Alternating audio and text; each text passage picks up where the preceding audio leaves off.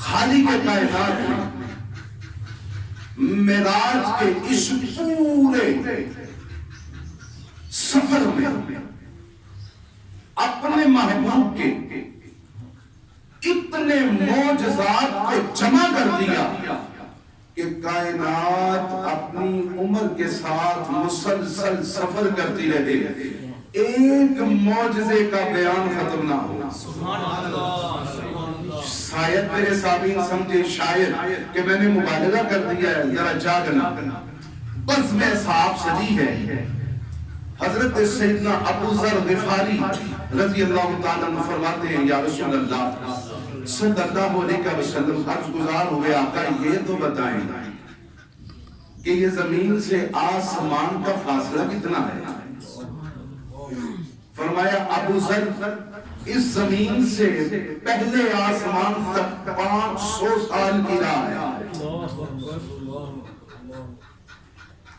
پھر پہلے سے دوسرے آسمان تک 500 سال کی راہ ہے، پھر دوسرے سے تیسرے پر جاتے ہوئے 500 سال کی راہ ہے، پھر تیسرے سے چوتھے تک 500 سال، چوتھے سے پانچویں تک 500 سال، پانچویں سے چھٹے تک 500 سال، پھر چھٹے سے ساتویں تک 500 سال۔ ذرا جاگنا، جس کے ایک لمحے میں 3500 سال صرف یہ گم ہو جائیں، صرف ساتویں آسمان تک 3500 سال تیری دنیا کی عمر اور زندگی کے مطابق اب وہ 500 سال نوری ہیں یا اس دنیا والے 500 سال ہیں، یہ تو جانے والا جانے یا لے جانے والا جانے۔ اب غور کر کہ ہم سب اس دنیا میں محدود زندگی ہیں، آج ہیں کل نہیں ہیں، لیکن جو وجہ تخلیق کائنات ہے غور کر، پتہ نہیں کتنے کھربوں سربوں سال اس کے ایک ہی لمحے میں گم ہیں۔ تو بشری دماغ سے سمجھے گا کہ اس کی وسعت کیا ہے، کتنی عظمت ہے اس ایک سے۔ معجزہ در معجزہ انبیاء علیہ السلام کی صفحے مسجد اقصی، وہ انبیاء علیہ السلام جنہیں زمانہ جھک کے سلام کرتا ہے، وہ انبیاء علیہ السلام جو ہم سب کے ایمان کا لازم و ملزوم حصہ ہے، سب کے سب مسجد اقصی میں صف بندی کر کے کھڑے ہیں۔ جب میرا سونا آقا معراج کا صحرا سر پر سجا کر مسجد اقصی میں جلوہ گر ہوئے، انبیاء علیہ السلام کی صفوں کے درمیان سے گزر ہوا، آدم علیہ السلام سے لے کر عیسیٰ و یحییٰ علیہ السلام تک جتنے انبیاء مسجد اقصی میں موجود ہیں، سب جبین نیاز جھکا کے کہتے ہیں یا نبی سلام علیکہ۔ پوری بزم انبیاء علیہ السلام میں جو اس شان سے گزرے کہ جس کو پروٹوکول اور سلامی دینے کے لیے اللہ سارے بڑے جمع کرے، نہیں پہنچے میرے سامنے۔ آج بھی جب شان رسالت بیان کریں تو لوگ انہیں غش پڑھنا شروع ہو جاتے ہیں، مبالغہ کر دیا۔ ذرا غور کر، جس نے سارے انبیاء علیہ السلام مسجد اقصی میں جمع کیے ہیں اس لیے تاکہ سلامت کریں۔ سبحان اللہ، سبحان اللہ، سبحان اللہ، سبحان اللہ۔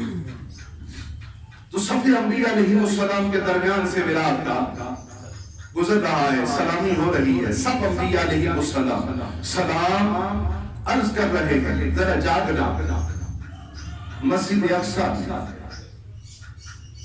جبرائیل علیہ السلام اذان سبحان اللہ، سبحان اللہ، سبحان اللہ، سبحان۔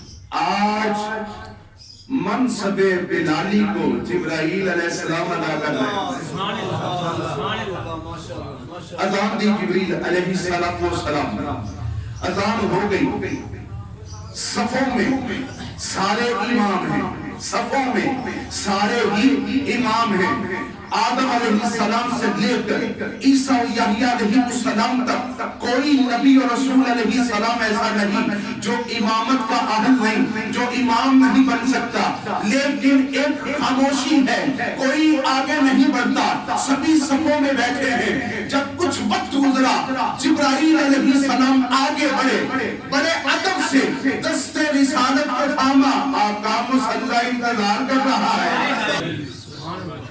مسجد اقصی میں انبیاء علیہ السلام کی صفیں ہیں، جاگنا انبیاء علیہ السلام اقتدا میں ہیں۔ جب صاحب یاسین نے لہجہ طٰہٰ و یاسین میں قرآن پڑھا ہوگا، ہائے ہائے ہائے،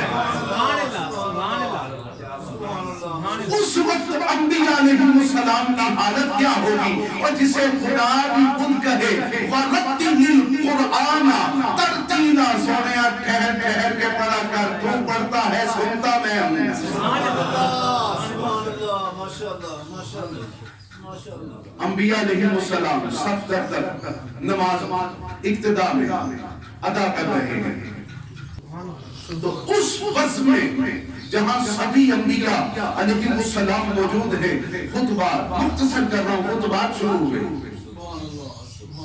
سارے خطیب غور کر، مسجد اقصی سارے خطیب، اس میں فصاحت آدم علیہ السلام بھی موجود، جس کے علم کے سامنے فرشتے سجدہ کر رہے ہیں، وہ خطیب ہے۔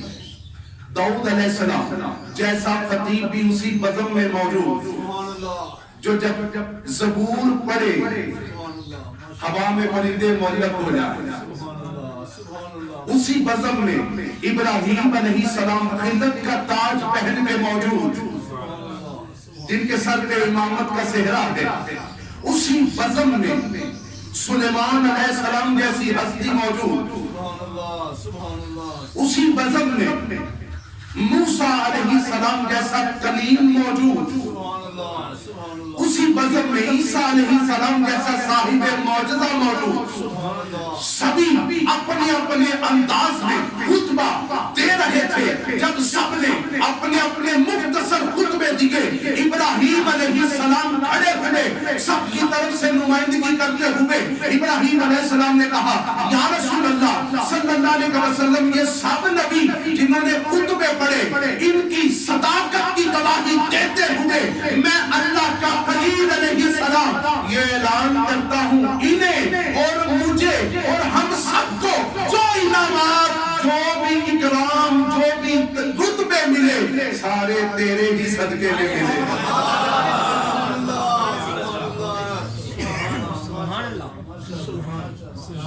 کیوں نہیں؟ سارے اہل اولاد کے سہرے والے آقا تیرے ہی صدقے ملے ہیں۔ اب جبرائیل علیہ السلام نے عرض کی، آقا کچھ آپ بھی خطبہ ارشاد فرمائے۔ سبحان اللہ، سبحان اللہ۔ انبیاء علیہ السلام کے درمیان وہ ہستی جلوہ افروز، آواز حق خطبہ تیرا، اے پیش حق رتبہ تیرا، منبر تیرا، عرش بری، آفاق تیرے سامنے، یا رحمت للعالمین۔ خطبہ جب آقا نے دیا، الحمدللہ بالذی، حمد و ثنا ہے اس اللہ کے لیے، ارسلنی جس نے مجھے بھیجا، کس شان سے، کس عظمت سے، رحمت للعالمین بنا کر۔ انبیاء کی صفوں میں آقا اعلان فرما رہے، جس نے مجھے رحمت للعالمین بنا کر بھیجا، وَأَنزَلَ عَلَيْكَ الْفُرْقَانَ، جس نے مجھ پر قرآن جیسی فرقان کتاب نازل کی، وَرَفَعَ ذکری، جس نے میرے ہی ذکر کو بلند کیا، وَرَفَعَ ذکری، جس نے میرے ہی ذکر کو بلند کیا، اور پھر فرمایا جس نے مجھے سراج منیر بنایا، جس نے مجھے سراج منیر بنایا، اور جس نے مجھے انبیاء کی امامت عطا فرمائے. سبحان اللہ ماشاءاللہ ماشاءاللہ. مختصر کرتا ہوں خطبہ مکمل. جب بھی کسی نبی علیہ السلام کا نام آئے عقیدت سے ہمارا ظرف روح جھک جاتا ہے کیونکہ بڑے رتبے ہیں. ذرا جاگنا. جب حضور مسجد اقصی سے صبح آسمان جا رہے تھے سبحان اللہ سبحان اللہ. سب نبی علیہ السلام ورطہ حیرت بن کر بلا کیسے دیکھ رہے تھے. جاگنا. جس سے ہر نبی علیہ السلام سر اٹھا کے دیکھے جب جا رہا ہے. ذرا جاگنا. یہ آپ کے ذوق سماعت کا امتحان ہے. ہر نبی علیہ السلام اقصی سے حضور کو جاتے ہوئے سر اٹھا کے دیکھے. اور جب معراج سے میرے آقا واپس آ رہے تھے. آج موضوع کے آغاز میں جو آیت میں نے پڑھی ہے وَالنَّجْمِ اِذَا هَوَىٰ قسم ہے ستارے کی جب وہ اترے. جب وہ اترے. تفسیر کا ذمہ دار ہوں. حوالہ پڑھاؤں گا بھی دکھاؤں گا بھی. جاگنا. مفسرین نے لکھا کہ جب حضور معراج سے واپس آ رہے تھے جاگنا. ہمارے گھر مہمان آئے ہمیں اس سے محبت بھی ہو. جب آتا ہے تو ہم دروازے کی دہلیز میں کھڑے ہو کے اس کی آنیاں بھی دیکھتے ہیں. جب جاتا ہے دہلیز میں کھڑے ہو کے اس کی جانیاں بھی دیکھتے ہیں. پروردگار نے بلایا اس شان سے ہے. کہتا ہے سبحان اللہ جی اسرا بعبدہ لیلا من المسجد الحرام الى المسجد الاقصى. اور جب محبوب واپس جا رہا ہے تو کہتا ہے والنجم اذا هوى. اس سونے چمکتے تارے مصطفیٰ کی قسم.